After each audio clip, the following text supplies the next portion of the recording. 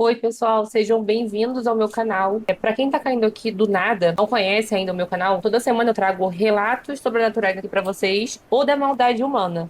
E eu também tenho um quadro aqui que eu trago sobre casos criminais. Então, se você tiver algum relato para me enviar da maldade humana ou quer que eu fale algum caso aqui criminal ou sobrenatural, pode deixar aqui no meu e-mail que tá aparecendo na tela. E também, antes de começar esse vídeo, eu peço só para vocês se inscreverem no meu canal, curtir e comentar qualquer coisa, pois isso ajuda muito o YouTube a distribuir o meu vídeo na plataforma. E também, quem quiser me seguir nas outras redes, eu vou adorar, porque lá eu trago vídeos mais curtos sobre relatos, casos criminais, mistérios, tudo assim ligado a essa coisa misteriosa, né? Aparecendo aqui na tela também as minhas redes sociais. Não deixa de me seguir lá também, acompanhar o meu dia a dia. Às vezes eu posto coisas da minha rotina.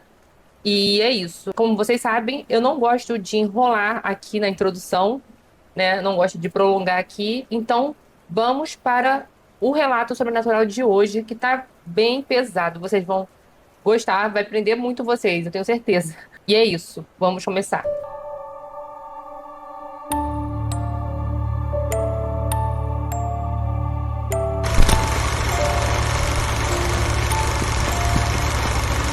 O relato se chama Eu usei bruxaria para ficar com o namorado da minha filha e me arrependi para sempre. Oi, Kellen. Eu nem sei direito por onde começar isso. E, na verdade, nem sei se eu deveria começar. Mas, numa noite qualquer, eu acabei caindo no seu canal por acaso. E assim, já era tarde. A casa estava em silêncio e eu só queria, sim, distrair a mente. Eu comecei a assistir alguns dos seus vídeos, relatos sobrenaturais, histórias sobre a maldade humana. E quanto mais eu assistia, mais eu sentia que eu precisava, te enviar esse relato. Porque o que eu vou te contar tem os dois. Tem algo que eu não consigo explicar, mas também tem algo assim muito pior. Você pode me chamar de Renata. Embora, sendo bem sincera, isso não faça a menor diferença. Meu nome é completamente irrelevante perto do que eu fiz. Eu sou insignificante. E talvez você entenda isso quando ouvir até o final. Eu poderia guardar tudo isso para mim, seria mais fácil. Me pouparia da dor e principalmente do julgamento. Às vezes eu penso que teria sido melhor nem estar aqui, nem existir para carregar esse peso. Mas, ao mesmo tempo, existe uma parte de mim que acredita que, contando tudo, talvez eu consiga aliviar um pouco essa culpa. Ou talvez isso só piore ainda mais. Eu realmente não sei. Eu só sei que me arrependo. Me arrependo todos os dias, porque no meio de tudo isso, eu fiz algo assim imperdoável. Eu fiz mal à minha própria filha, e mesmo sabendo disso, eu fui até o fim. Meus pais são brasileiros, mas eu nasci em Portugal.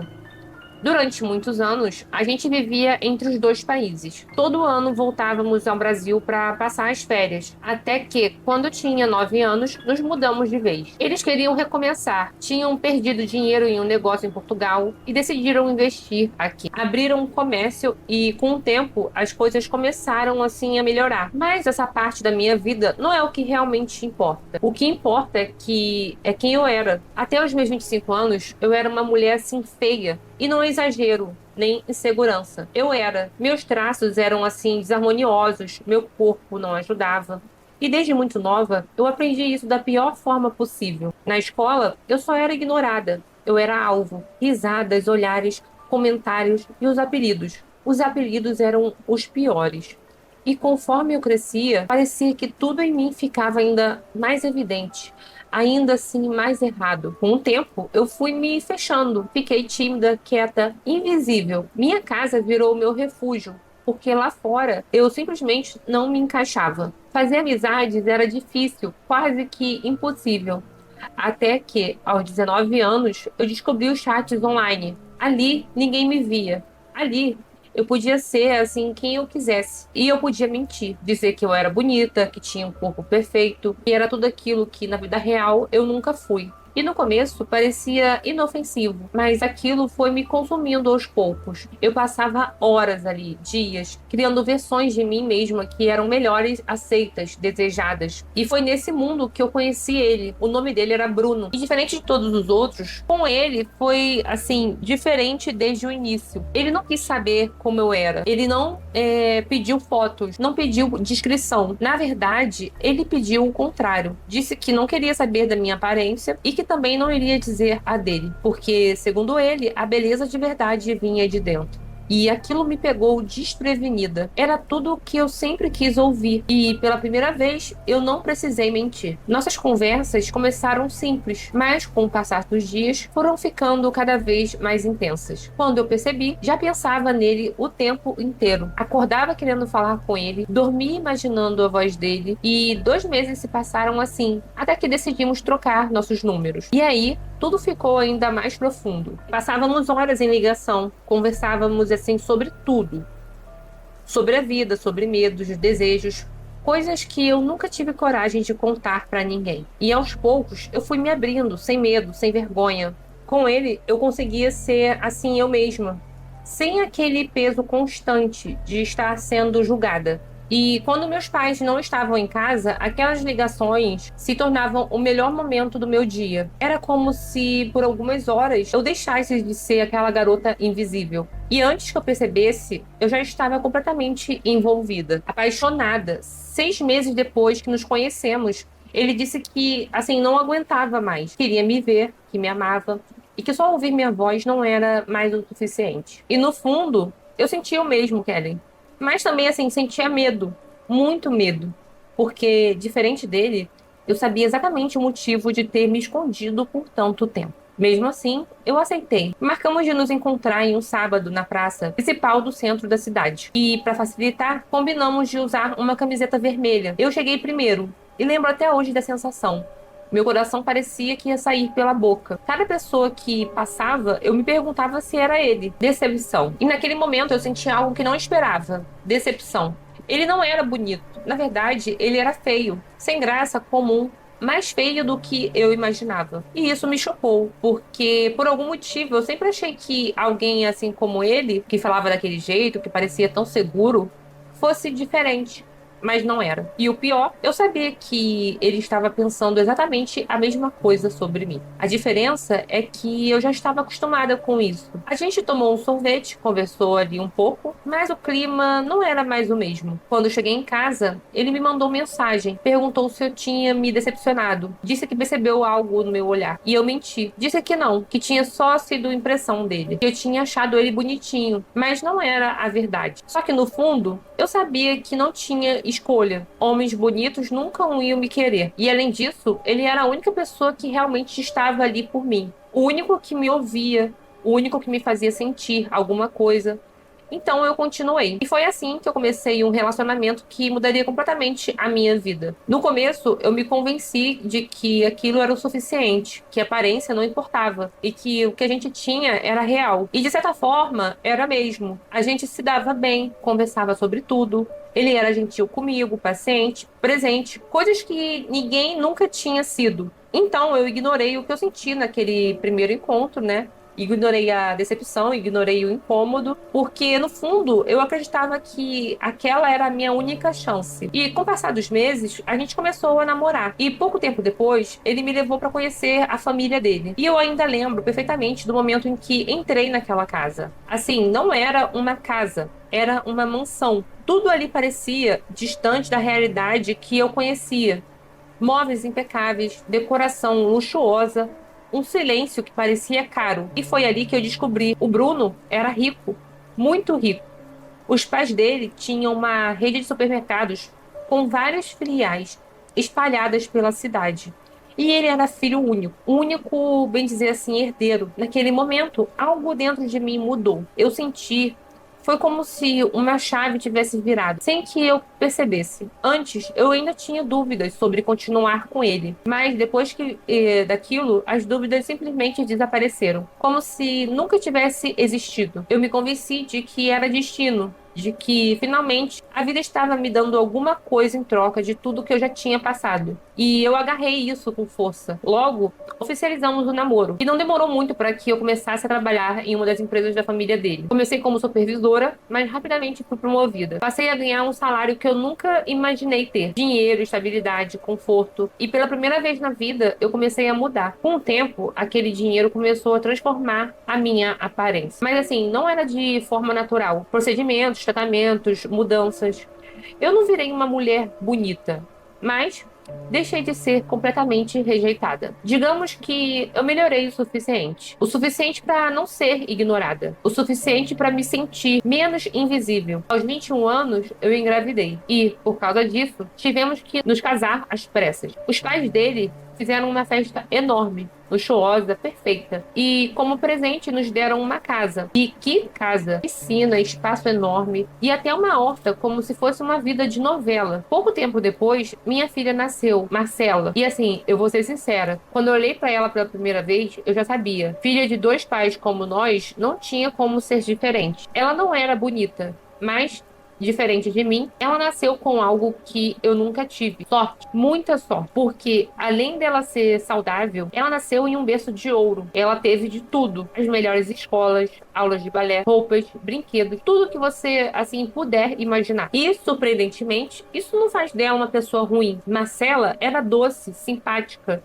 cheia de amigos. Todo mundo gostava dela. E, por mais estranho que pareça, eu gostava de ver aquilo. De ver que ela tinha uma vida que eu nunca tive. Mas os problemas começaram. Quando ela fez 16 anos, e se eu soubesse o que estava por vir, talvez eu tivesse feito tudo diferente. Ou talvez não. Porque, assim, olhando hoje, eu já não sei mais até onde aquilo era escolha minha. Ou até onde eu já estava me perdendo. Marcela cresceu. E apesar de não ser bonita de rosto, o corpo dela começou a chamar muita atenção. E assim, eu não sei explicar isso, mas aquilo me incomodava. Não como mãe, mas sim como mulher. Era um incômodo estranho, silencioso, que eu nunca tive coragem de admitir. Ela começou a se envolver com rapazes. E não demorou muito para eu perceber o tipo de garoto que se aproximava dela. Todos interesseiros. Eles viam dinheiro, a vida fácil, e se aproximava por isso. E eu sabia. E aquilo me irritava profundamente.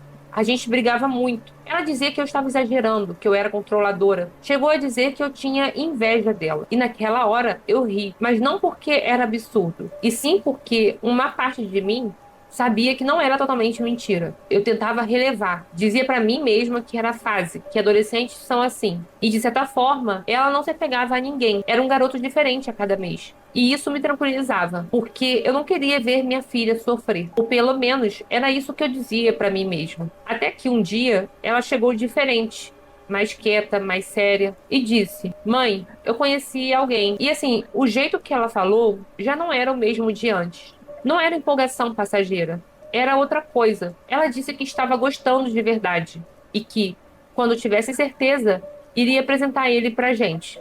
E assim, aquilo acendeu um alerta em mim, porque pela primeira vez eu senti que aquilo podia ser realmente sério. Então, meses se passaram até que numa tarde ela me ligou. Disse que estava pronta, que queria que a gente conhecesse ele naquela mesma noite. Eu marquei um jantar, restaurante preferido dela, mesa para quatro. E eu e Bruno estávamos ansiosos, mas eu também estava inquieta. Algo dentro de mim já estava desconfiado. Quando chegamos, ficamos esperando na entrada. E assim, então eu vi. Ele desceu do carro e naquele momento, alguma coisa dentro de mim simplesmente travou. Ele era lindo, mas não era bonito. Era aquele tipo de homem que chamava a atenção, sem esforço. Alto, moreno, corpo definido, olhos marcantes, sorriso perfeito. Tudo nele parecia errado. Errado por estar ali, errado por estar com a minha filha. Nossa, credo, que relato pesado. Mas enfim, continuando. Marcela veio sorrindo, toda feliz, e disse: Mãe, pai, esse é o João. João, até hoje, esse nome me causa um arrepio. Durante o jantar, eu observei cada detalhe, cada gesto, cada palavra. Ele era educado, simpático, aparentemente humilde, muito diferente dos outros. O Bruno adorou ele na mesma hora, mas eu não consegui. Porque assim, no fundo, uma pergunta não saía da minha cabeça: o que um homem como ele quer com a minha filha? Aquilo já não fazia assim nenhum sentido. E quando algo não faz sentido, normalmente tem alguma coisa errada por trás. Naquela noite, eu não disse nada, mas dentro de mim, alguma coisa já tinha começado e eu não sabia. Mas foi exatamente ali, naquele jantar, que tudo começou a dar errado. No caminho de volta para casa, Bruno não parava de falar.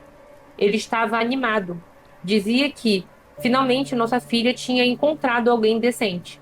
E que João parecia respeitoso, educado, um bom rapaz. E, assim, eu apenas concordava. Mas por dentro, algo não encaixava. Na manhã seguinte, enquanto tomávamos café, Marcela perguntou o que a gente tinha achado dele. Bruno respondeu na hora, cheio de entusiasmo. Eu já demorei um pouco mais e disse apenas que uma noite não era o suficiente para conhecer alguém de verdade. Aquilo foi o suficiente para estragar tudo.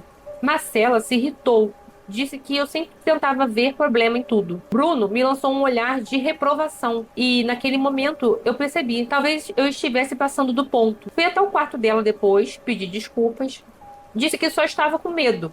Medo de ver ela sofrer. Então ela me abraçou e disse que eu era a melhor mãe do mundo, se ela soubesse. Algumas semanas depois, João começou a frequentar mais a nossa casa. No começo, só aos domingos. E depois, começou a aparecer durante a semana. Aos poucos, ele foi se tornando parte da rotina. Ria com a gente, conversava, ajudava em pequenas coisas. E, com o tempo, até eu comecei a baixar a guarda. Ou pelo menos foi isso que eu achei. Porque ao mesmo tempo que eu tentava me convencer de que estava tudo bem, eu não conseguia parar de observar. Eu reparava em tudo, no jeito que ele olhava para casa, nos detalhes, nos móveis, na decoração, nos objetos.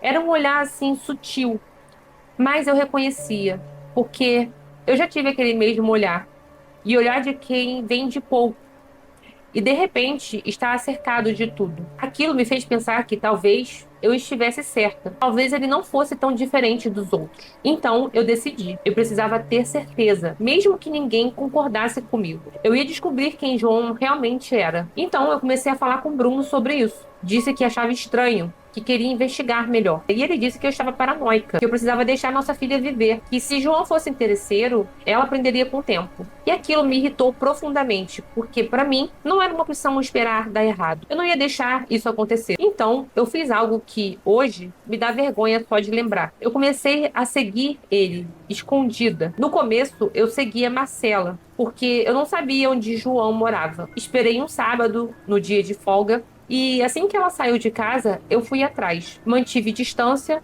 meu coração estava acelerado e minhas mãos suando, como se eu estivesse fazendo algo errado. E na verdade eu estava, mas naquele momento parecia necessário. Depois de um tempo, eu descobri onde ele morava.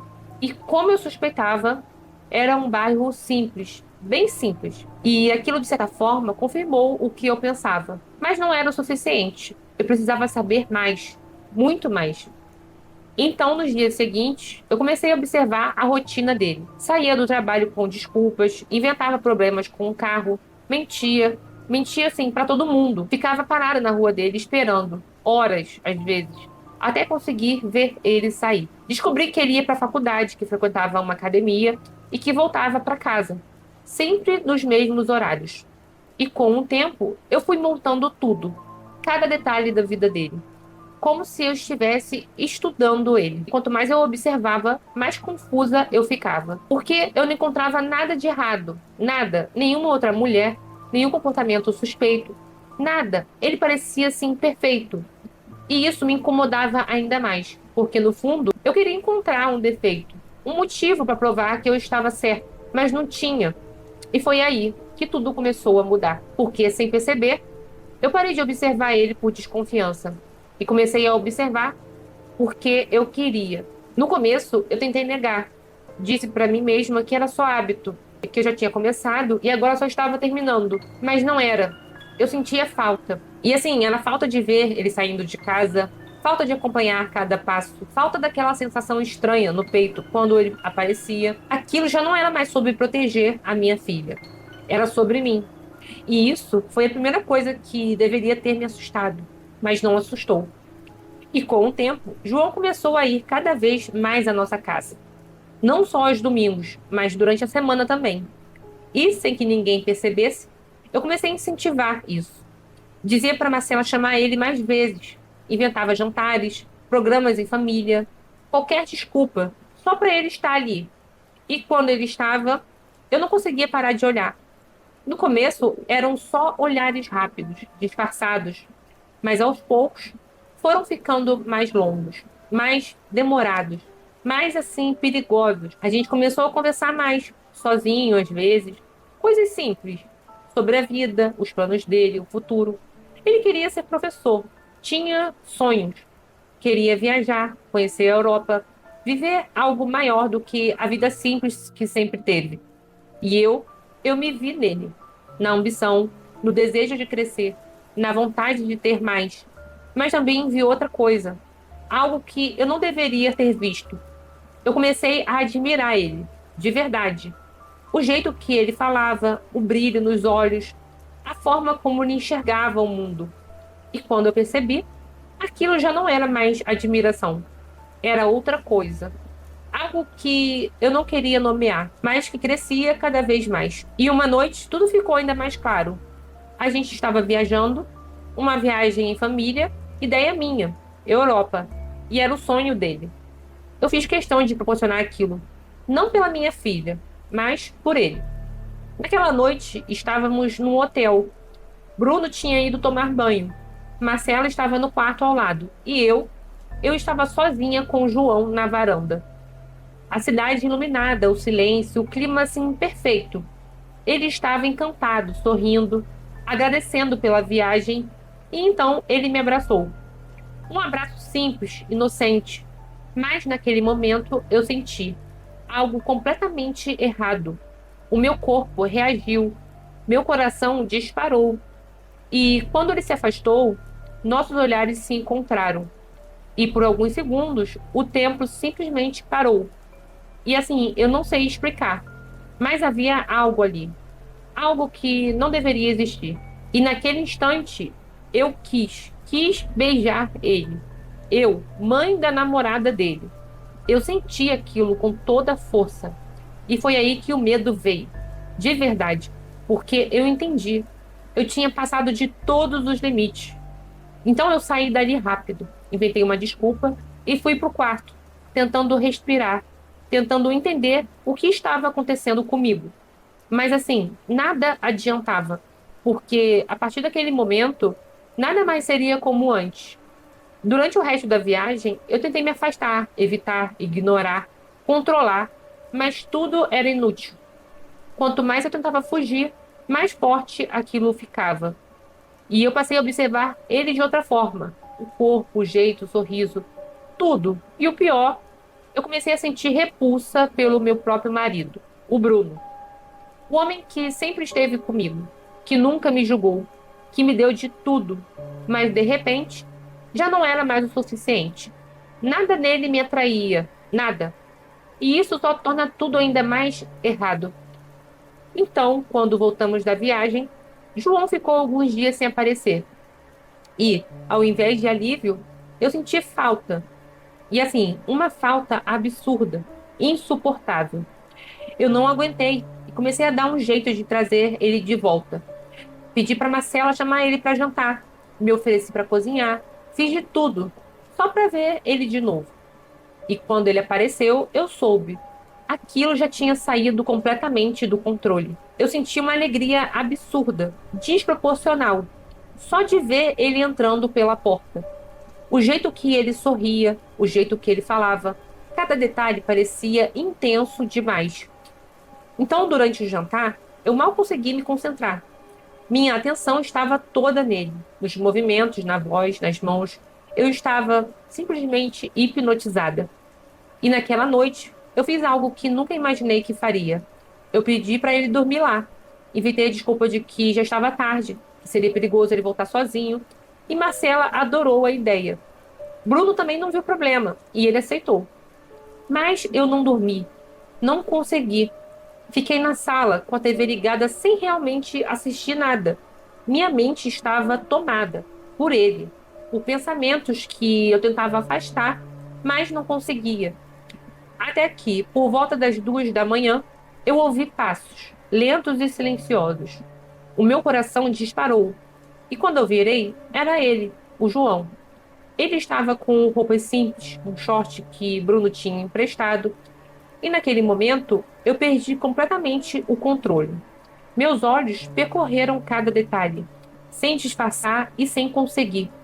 E ele percebeu. Eu vi no olhar dele um desconforto e um estranhamento. Ele pediu desculpa, disse que estava com sede e foi até a cozinha. Mas eu não consegui desviar o olhar.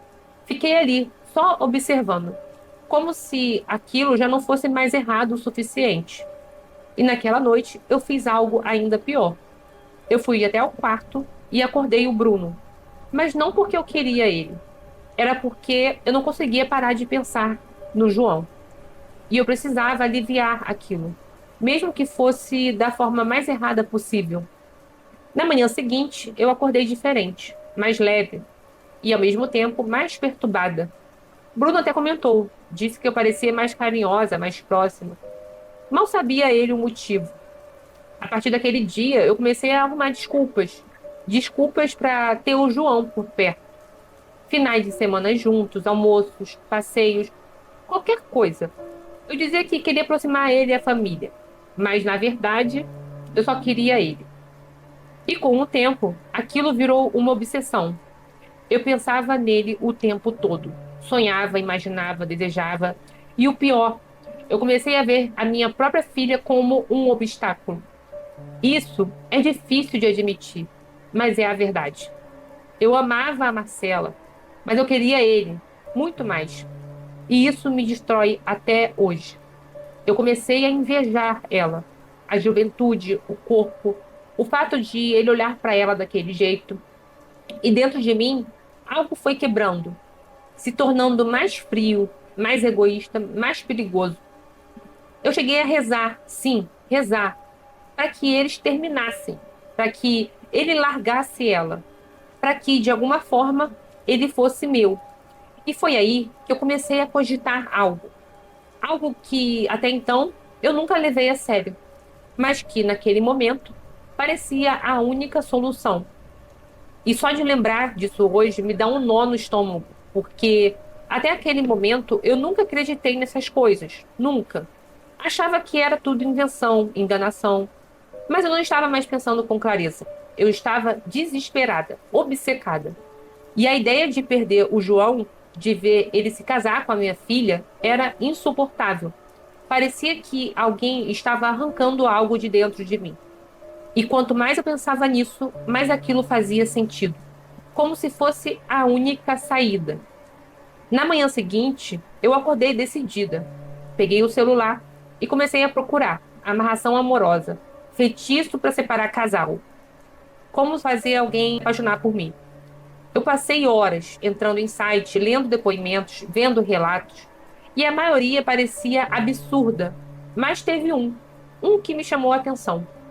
Logo na página inicial, dizia que os trabalhos tinham garantia e que, se não funcionasse, o dinheiro seria devolvido. E, além disso, havia dezenas de comentários positivos. Pessoas dizendo que deu certo, que conseguiram o que queriam. E hoje eu me pergunto se aquilo era real ou só uma armadilha. Mas naquele momento, eu não queria pensar. Eu só queria acreditar. Criei coragem e liguei. Marquei um atendimento para o fim de semana e o lugar ficava a algumas horas da minha cidade. E eu contei os dias, ansiosa como se estivesse esperando algo bom, algo que mudaria minha vida. E mudou, mas não do jeito que eu imaginei. No sábado, eu acordei cedo, disse em casa que eu tinha um compromisso e fui. Dirigi por horas, com o coração acelerado. E quando cheguei, senti um desconforto imediato. Um lugar estranho, silencioso demais. E eu fui recebida por uma mulher, fria e séria. E ela não sorriu, só pediu para eu entrar. Me deixou sentada, esperando, disse que ele já viria. E assim, aqueles minutos, Kelly, pareceram uma eternidade. Até que eu fui chamada. E quando eu entrei na sala, eu senti na hora que algo estava errado. O ambiente era escuro, sem luz elétrica e só velas. O ar pesado, quase difícil de respirar. E nos cantos, imagens de estátuas, coisas que eu nem sei explicar direito, mas que deram medo. muito medo, e ele estava sentado me esperando. Me olhou fixamente e pediu para eu sentar. Eu comecei a falar, contei o motivo de estar ali, falei do João, do que eu sentia, mas antes que eu terminasse, ele fez um gesto, mandando eu parar. Pegou uns objetos, começou a mexer, jogar, observar, ficou em silêncio por alguns segundos, então balançou a cabeça, como se estivesse desaprovando. E assim, aquilo me irritou. Eu perguntei o que que era, e ele disse: "O que eu estou vendo é muito ruim." E assim, na hora eu quase ri. Achei que era uma encenação. Mas antes que eu falasse qualquer coisa, ele continuou: "Você está disposta a passar por cima do amor de mãe por causa de um homem?"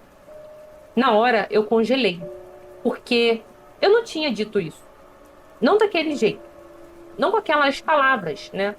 Mas ele sabia. E aquilo me assustou. Mesmo assim, eu ignorei. Disse que não estava ali para ouvir julgamento. Eu só queria o feitiço, que pagaria o que fosse preciso. Ele ainda tentou me alertar. Disse que aquilo não era amor, que era obsessão, que eu estava entrando em um caminho perigoso. Mas assim, eu nem quis ouvir. Não naquele momento, eu já tinha decidido. E quando uma pessoa chega nesse ponto, não existe conselho que faça ela voltar. Então ele cedeu. Disse que faria o trabalho, mas que teria um preço. E não era só dinheiro. Ele me entregou uma lista, coisas que eu precisava trazer. Minhas, da minha filha e dele. Roupas, fotos e, se possível, cabelo. E bom, assim, naquele momento eu não hesitei. Eu saí dali com a sensação de que estava mais perto do que eu queria, sem perceber que, na verdade, eu estava começando a perder tudo. Naquela semana, eu comecei meu plano em prática. E hoje é difícil admitir isso.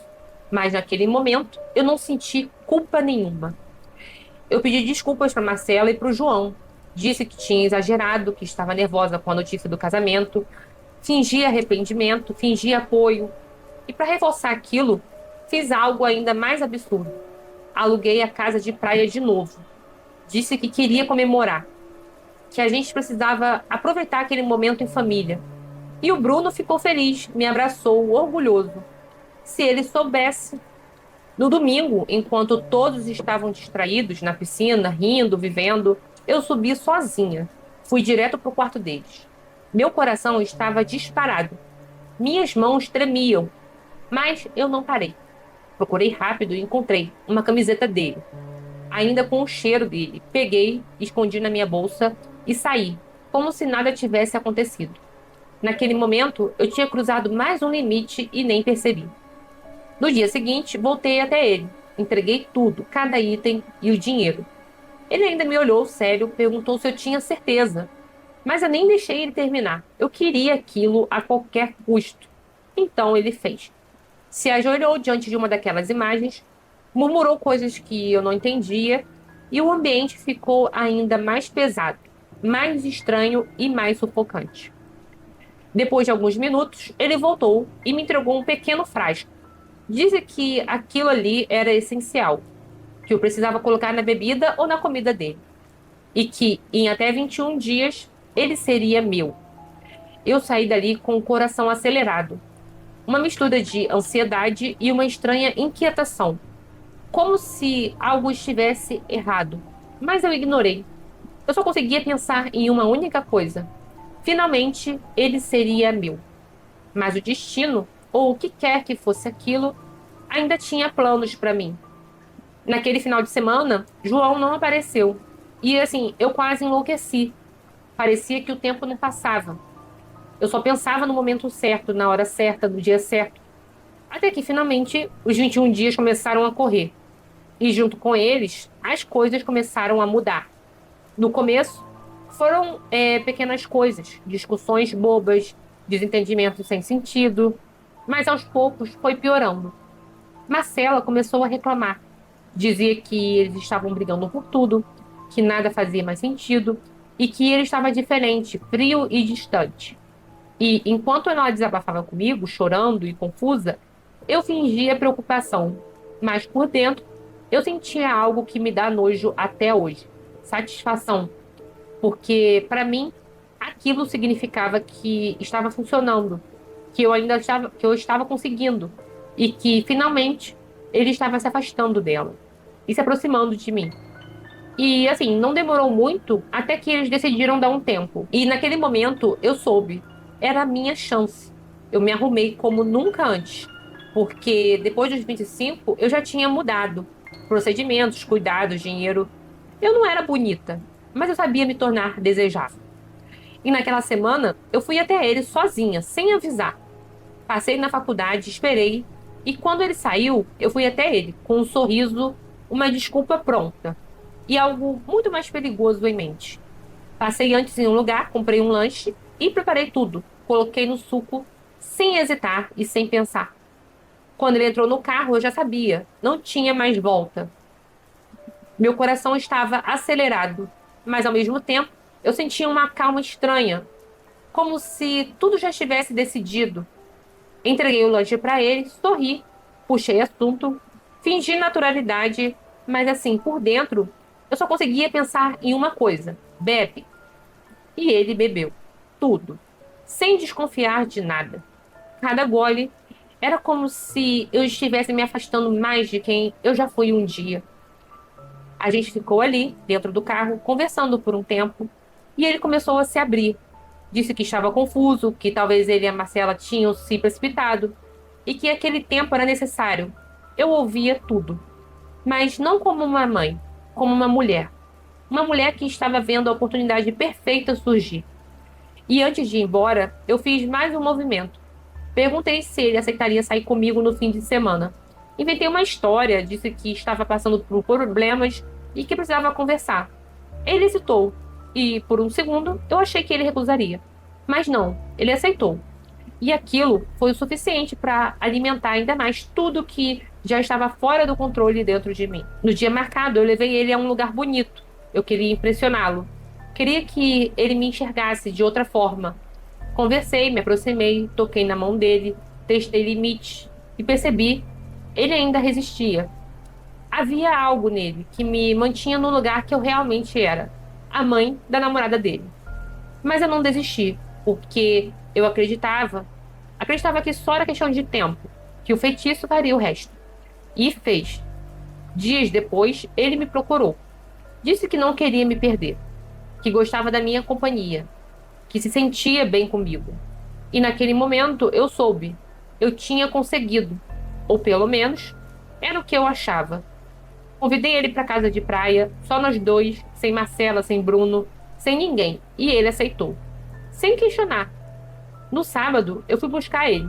Meu coração parecia que ia sair pela boca. Cada minuto ao lado dele era como se eu estivesse vivendo algo proibido. Algo que eu nunca deveria ter desejado. Mas desejava. Mais do que tudo. Quando chegamos, nem tivemos tempo. Ele me puxou e me beijou. E naquele instante, tudo desapareceu. Minha filha, meu casamento, minha vida inteira. Nada importava mais. Só ele. Só aquele momento. Eu não vou entrar em detalhes, mas posso dizer uma coisa. Eu consegui o que eu queria, depois de tanto tempo. Ele estava comigo, completamente. E eu me senti vitoriosa, como se tudo tivesse valido a pena. Como se, finalmente, eu estivesse ganhando. Mas essa sensação durou muito pouco, porque naquela mesma noite eu já deveria ter percebido. Algo estava errado. Muito errado. Depois de tudo, depois daquele momento que eu tanto quis, ele ficou estranho, quieto, distante, deitado ao meu lado, mas longe, muito longe. E assim, eu tentei puxar assunto, tentei trazer de volta aquela conexão, mas ele não reagia da mesma forma. Era como se alguma coisa dentro dele estivesse em conflito. E no fundo, eu sabia o que que era. Marcela, mesmo depois de tudo, ela ainda estava ali, entre nós. Na manhã seguinte, ele estava ainda mais diferente, frio, pensativo, quase arrependido. E aquilo começou a me incomodar, depois de tudo que eu fiz, depois de tudo que eu arrisquei. Ele não podia simplesmente assim se afastar, não agora, não depois de ser meu. Eu precisava garantir, precisava manter aquilo. Então, continuei puxando ele para perto, marcando encontros, criando momentos. E por um tempo funcionou. A gente se via escondido, vivíamos aquela mentira, e para mim aquilo era o suficiente. Ou pelo menos eu tentava acreditar que era. Mas aos poucos ele foi mudando, de verdade. Parou de sorrir, parou de me olhar da mesma forma, parecia vazio. E começou a falar todos os dias a mesma coisa, que estava se sentindo mal, que estava destruindo a vida da Marcela, que ela não merecia aquilo e que ele se sentia um lixo. E cada vez que ele falava isso, algo dentro de mim se revirava. Não de culpa, mas de medo. Medo de perder ele, porque mesmo com tudo, eu sabia, ele ainda amava ela. E isso era algo que nem feitiço parecia conseguir apagar completamente. Foi aí que eu comecei a surtar, de verdade. Comecei a desconfiar de tudo, a vigiar, a controlar. Uma noite, enquanto ele dormia, eu peguei o celular dele e vi mensagens com ela. Conversas cheias de saudade, carinho, arrependimento. Naquele momento, eu perdi o controle. Joguei o celular dele na parede e comecei a gritar, a cobrar, a exigir. E assim, ele ficou assustado. Disse que eu estava exagerando, mas eu não conseguia parar, porque para mim aquilo significava uma coisa: eu estava perdendo ele. E eu não podia deixar isso acontecer. Não depois de tudo. No dia seguinte, eu voltei lá, no mesmo lugar, com a mesma pessoa.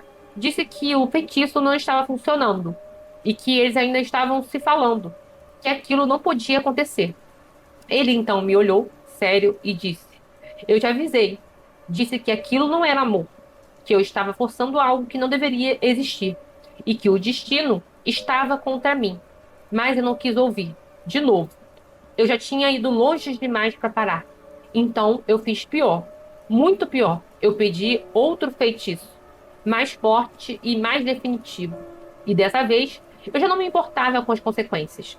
E eu só queria uma coisa: ele, só para mim. Antes mesmo de eu terminar de falar, ele me interrompeu. Disse que eu estava indo longe demais e que aquilo não era um jogo, que existiam coisas que não podiam ser desfeitas. Mas eu já não era mais a mesma. Aquela parte de mim que tinha medo, culpa, limite, já tinha ficado para trás. Eu insisti, paguei e dessa vez fui preparada. Entreguei o que ele pediu sem hesitar, sem pensar. E quando eu saí dali, eu não senti alívio, nem ansiedade. Eu senti um vazio, mas eu ignorei. Como ignorei tudo até ali. Nos dias seguintes, João mudou, mas não como antes. Dessa vez foi pior, muito pior. Ele não sorria mais, não fazia planos, não falava do futuro. Era como se algo dentro dele tivesse sido apagado. E mesmo quando estávamos juntos, ele não estava ali. O olhar perdido, a voz sem vida. E ainda assim, eu não parei, porque para mim, aquilo ainda era melhor do que perder ele. E uma noite ele começou a chorar. Do nada. Disse que sentia falta dela, que estava vazio, que nada fazia sentido, que se sentia preso. E eu tentei convencer, disse que aquilo era culpa, que ia passar, que ele precisava esquecer, mas ele não conseguia. E, pela primeira vez, eu senti medo, mas não de perder ele, mas de perceber o que eu tinha feito com ele. Mesmo assim, eu continuei, porque eu já não sabia mais voltar. Os dias então se passaram e a situação só piorava. Até que, um dia, eu recebi uma ligação e era o Bruno. Fazia tempo que a gente não se falava direito. E quando eu atendi, algo na voz dele me fez gelar. Ele disse que a Marcela não estava bem, que estava bebendo, saindo, se destruindo, que não sabia mais o que fazer e pediu para eu falar com ela. Bom, naquele momento meu coração apertou, e de verdade, porque pela primeira vez eu vi o estrago. Eu encontrei com ela, ela estava diferente, olhos inchados, cansada, perdida. Ela chorou, disse que não entendia o que tinha acontecido, porque eles se amavam e que tudo estava perfeito. E de repente acabou. Ela então me abraçou, como sempre fez, confiando em mim, e disse que sentia minha falta, que precisava de mim. E eu não conseguia dizer nada, porque naquele momento eu percebi, eu não tinha destruído só a vida dela. Eu tinha destruído ela. Eu não... Depois daquele encontro, eu voltei para casa, mas nada parecia normal. Pela primeira vez, o que eu tinha feito começou a pesar, de verdade. a imagem dela chorando, a forma como ela me abraçou, aquilo não saía da minha cabeça. Mas mesmo assim, eu continuei. Continuei vendo o João. Continuei insistindo, como se ainda desse tempo de salvar alguma coisa. Mas não dava. Nada mais podia ser salvo. Algumas semanas se passaram e ele ainda estava cada vez pior. Frio, distante e vazio. Mesmo quando estava comigo, era como se estivesse em outro lugar. E no fundo, eu sabia onde. Nela, sempre nela. Até que, numa madrugada, tudo aconteceu. E eu nunca vou esquecer aquele momento. Nunca. Eram exatamente 2h15 da manhã, quando meu celular começou a tocar. Era o Bruno. Eu quase não atendi. Mas assim, ele ligava sem parar. Algo dentro de mim disse: atende. Quando eu atendi, eu não entendi nada no começo. Só ouvia choro, desespero. E ao fundo, uma sirene. Meu coração disparou. Eu comecei a perguntar o que estava acontecendo, mas ele não conseguia falar, só chorava. Até que, no meio daquele desespero, eu ouvi: vem pro hospital. Naquele momento, eu senti. Senti que algo muito ruim tinha acontecido. Me arrumei às pressas e saí sem pensar. Dirigi como nunca tinha dirigido antes. Quando cheguei, eu vi o Bruno na recepção, destruído, chorando, como eu nunca tinha visto. Eu perguntei o que tinha acontecido e foi ali que eu recebi a pior notícia da minha vida. Marcela tinha sofrido um acidente de carro e estava em estado grave. Segundo o Bruno, ela estava bêbada, perdeu o controle e bateu. Naquele momento, o chão simplesmente desapareceu. Eu não conseguia pensar, não conseguia respirar, nada fazia sentido. E então, ele olhou para mim com um olhar que eu nunca vou esquecer e disse: isso é culpa sua. Eu, na hora, não consegui responder, porque, no fundo, eu sabia que ele estava certo. Os dias seguintes foram um borrão. Máquinas, médicos, espera, desespero. Ela estava viva, mas só por aparelhos. 3 dias foram 3 dias assim. 3 dias foram 3 dias assim. Até que o pior aconteceu. Marcela teve uma parada cardíaca e não resistiu. E assim, eu não sei explicar o que eu senti naquele momento, porque não existe palavra para isso. Não existe dor maior. Não existe arrependimento suficiente. João, quando soube, ele me olhou com nojo. Disse que tudo aquilo era culpa nossa e foi embora para sempre. Depois disso, minha vida acabou. Minha filha, meu casamento, minha sanidade. E eu entrei em um buraco do qual nunca mais consegui sair. Depressão, culpa, desespero. E eu pensei em acabar com tudo várias vezes. Mas nem isso eu tive coragem, porque no fundo, eu sei, eu preciso viver com isso. Eu preciso carregar isso para sempre. Hoje eu faço terapia, mas isso não muda nada. Eu pensei em acabar com tudo várias vezes. Mas nem isso eu tive coragem, porque no fundo, eu sei, eu preciso viver com isso. Eu preciso carregar isso para sempre. Hoje eu faço terapia e, segundo meu psicólogo, eu não estava apaixonada. Eu estava doente e obcecada. Mas isso não muda nada. Nada do que eu fiz pode ser apagado. Nada. Eu sei que quem está ouvindo isso agora deve estar me odiando, e com razão. Eu também me odeio todos os dias. Mas se você acredita em algo, se você tem fé, eu só te peço uma coisa: reza por mim, porque eu estou condenada a viver com isso até o fim da minha vida. E obrigada, Karen, por ter me ouvido até aqui. Caramba, que relato pesado, gente.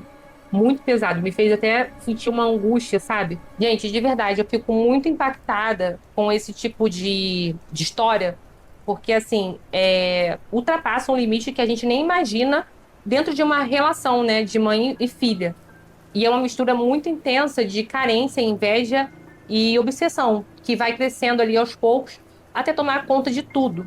E assim, o mais assustador é como a pessoa vai se perdendo no próprio comportamento, achando que é justificativas, sem perceber o tamanho do estrago que está causando. Inclusive, isso me lembrou muito um caso que eu vi no Discovery, onde uma mãe desenvolveu uma rivalidade doentia com a própria filha, com as próprias filhas, na verdade, né? E a ponto de transformar a vida dela em um verdadeiro caos. Eu não lembro, assim, o nome do programa ao certo, mas foi um programa de investigação, sabe? E assim, isso mostra como esse tipo de situação não é tão raro quanto parece, né? Quanto a gente imagina. Porque eu até tô pensando em trazer esse caso aqui no canal também, já que eu também falo de casos criminais, né, em outro quadro, e porque é um tema pesado, mas que faz a gente refletir muito. E assim, eu quero agradecer por você ter tido coragem de me enviar esse relato de verdade. Todo mundo está passível de errar em algum momento da vida, ninguém aqui é perfeito. Mas também é importante a gente entender o que certas escolhas trazem, né? Porque assim, trazem consequências. E infelizmente, uma hora isso volta, né? O bem e o mal volta. Infelizmente, acontece. Mesmo assim, espero que você consiga encontrar algum tipo de paz e aprendizado no meio de tudo isso. E é isso, gente. Fiquei por aqui os relatos de hoje. Se você tiver algum relato sobrenatural ou da maldade humana para me enviar, pode enviar pro e-mail que tá aparecendo aqui. Muito obrigada por ter ficado até o final do vídeo. E é isso. Um beijo e até o próximo vídeo.